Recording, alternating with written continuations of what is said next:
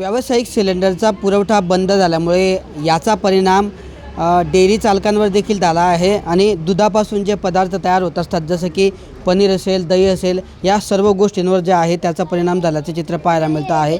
व्यावसायिक सिलेंडरचा पुरवठा जवळपास बंद झालेला आहे आणि या सर्व गोष्टींचा परिणाम जो आहे डेअरी चालकांवर देखील झालेला आहे। दुधापासून दही तयार करणे असेल किंवा पनीर तयार करणे असेल किंवा इतर गोष्टींसाठी जो आहे गॅस या ठिकाणी लागत असतो, मात्र आता गॅस मिळणं बंद झाल्यामुळे आता डेअरी चालक देखील या ठिकाणी अडचणीत सापडलेले आहेत। नेमक्या कोणत्या अडचणींना त्यांना सामोरं जावं लागतं आहेत आपल्यासोबत बोलण्यासाठी डेअरी चे मालक आहेत। काय सांगणार ताई की सिलेंडर तुम्हाला किती लागत असतं, नेमकं सध्या परिस्थिती काय आहे? हो, आम्हाला 8 दिवस सिलेंडर जातं। मग आता 8 दिवस तर झाले तुमच्यावाले।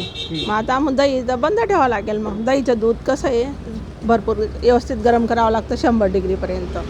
मग आता त्याला जर सिलेंडरच नाही भेटत पण नाही, जास्त पैसे देऊन बी भेटत नाही आहे, मग कुठून आणायचं? मग आता बंद ठेवावं लागेल। दुसरा विलास काय आहे, आपण तर चुलीत काही पेटवू शकत नाही आणि कुठे ठेवायचं? बैतन गीतन बी आणून कुठे ठेवायचं?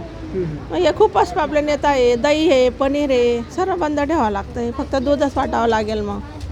हां, खूपच त्रास होतो आहे बा गॅसमुळे आम्हाला तर, कारण की असं नाही तर बा जास्त पैसे देऊन बी घेऊ शकत नाही आपण, ते पण भेटत नाही आहे।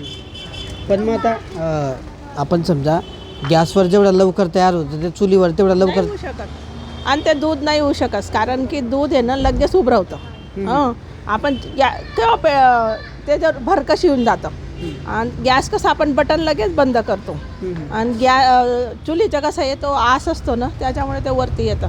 तूप पण नाही करता येत आणि गॅसावर चुल्यावर आणि दूध पण नाही करता येत। हे माहिती बंद ठेवावं लागेल, ते बंद ठेवावं लागेल। याच्यामुळे जे आता पनीर जे आहे तुमचं किंवा दही असेल, तुमच्या या गोष्टी आहे ह्या विकल्या जातात, मग ह्या विकल्याने तर नुकसान होईल तुमचं आर्थिक। नुकसान होईल ना। दूध तर मला मग कुठे द्यायचं? दूध पण कोणी घेणार पाहिजे? मग एवढं आज 50 लिटरचं पनीर असतं रोजचं आमचंवाला, मग 50 लिटर दूध गरम होणारच नाही, शिल्लक पडेल तर ते कुठे द्यायचं बाबा? नुकसान तरी किती होईल तुमचा अंदाजे? नुकसान तर रोजचं आमच्यावाला धरून घ्या। आज पनीर 400 रुपये किलो आहे, हां, तर 10 किलो पनीर असतं।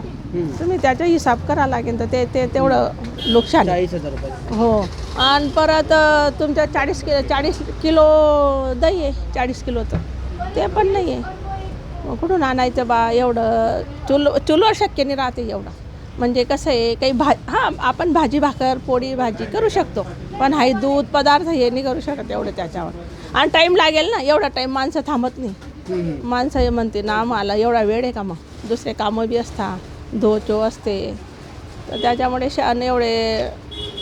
एवढं शक्यच नाही आहे ते करायचं। बंद ठेवावं लागेल। नुकसान आहे आमच्यावाली याच्यामध्ये तर खूपच। काहीतरी करा तुम्ही।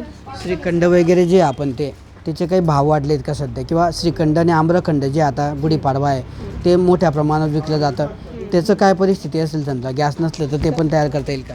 मग आता गॅस जर एवढा महाग मिळतोय तुमच्याली 1500ची हंडी, तर काय पुरवणार आहे? जर आपण तोच भाव लावला तर मग भाव तर वाढावाच लागेल। दहीचे भाव वाढावं लागतील, ते वाढून बी ते माझे मुलं म्हणता बा तर आपण वाढून बी काय करणार? नाही जे आपण करणारच तयार करण्यासाठी पण गॅस लागतो का? गॅस लागतो। मग चक्का नाही, चक्का बांधावा लागतो ना, तो बंद होईल, सरळ बंद करावं लागेल। मग काय मागणी राहील तुमची सरकारकडे? समजा हंडीची त्यांना लवकर म्हणजे व्यवस्थित म्हणजे काळजी करायला पाहिजे या धंद्यावाल्यांसाठी तरी।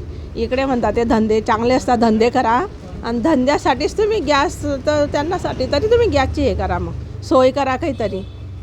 माग का होईना, माग बी भेटत नाही ना, ते म्हणता भेटतच नाही, मग कुठून आणायचा? मग असं होऊन गेलेलं आहे। अंड्या किती पुरणार आहे? 8 दिन होऊन गेले तुमच्याने। तर या दूध डेअरी चालक मालक जे आहेत त्यांच्या या प्रतिक्रिया होत्या की आपण बघितलं की गॅसवर आधारित या ठिकाणी दूध डेअरीचे अनेक पदार्थ तयार होतात, जसं पनीर असेल, दही असेल किंवा तूप, या गोष्टी ज्या आहेत त्या गॅसवरच तयार होतात। मात्र व्यावसायिक गॅसचा या ठिकाणी सिलेंडरचा पुरवठा जवळपास बंद झाल्यामुळे आता आहे त्या गॅसमध्ये या ठिकाणी त्यानंतर हे पदार्थ जे आहे तयार करणं बंद होईल, त्याची विक्री बंद होईल आणि मोठ्या आर्थिक नुकसानाचा सामना या ठिकाणी डेअरी चालकांना करावा लागतो आहे। त्यामुळे लवकरात लवकर जे आहे गॅस सिलेंडरचा पुरवठा सुरळीत करावा, नाहीतर हा दूध डेअरी चालकांचा जो व्यवसाय आहे हा देखील ठप्प होण्याची शक्यता या ठिकाणी व्यक्त केली जाते आहे। किशोर पाटील, TV9 मराठी, जळगाव.